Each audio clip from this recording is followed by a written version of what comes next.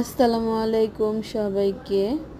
আশা করি সবাই ভালো আছেন। আমার হাতে দেখতে পাচ্ছেন একটা ফল। এই ফলটা অনেকেই হয়তো চিনেন, আবার অনেকেই চিনেন না। তবে যারা ছোটবেলায় গ্রামে ছিলেন তারা অবশ্যই চিনেন এই ফলটা। তো আজকে অফিসে যাওয়ার পরে দেখি আমার এক কলিগ এই ফলগুলো আনছে। তো আমি শুধু জিজ্ঞেস করেছিলাম যে এটা কোথা থেকে আনছেন। তো তখন সে সাথে সাথে আমাকে একটা খেতে দিল। তো এই ফলটা কিন্তু পাকা অবস্থায় একরকম আর কাঁচা অবস্থায় আরেক রকম। কাঁচা অবস্থায় কিন্তু এটা দিয়ে হচ্ছে জাল বা হচ্ছে কুলা ডালা চালনিতে দেওয়া হয় ছেঁচে এটার রসটা। আর পাকা অবস্থায় এটা খাওয়া যায়। কাঁচা অবস্থায় আবার এটার দানাগুলো খুব মজা লাগে কচকচিয়ে চাবিয়ে খেতে। তো যাই হোক, এই ফলটা আমি খেয়ে নিলাম। এটা খেতে অতটা খারাপ না, একটু কষকষ লাগে। তো যাই হোক, আমাদের বিক্রমপুরে এটাকে গাব বলে।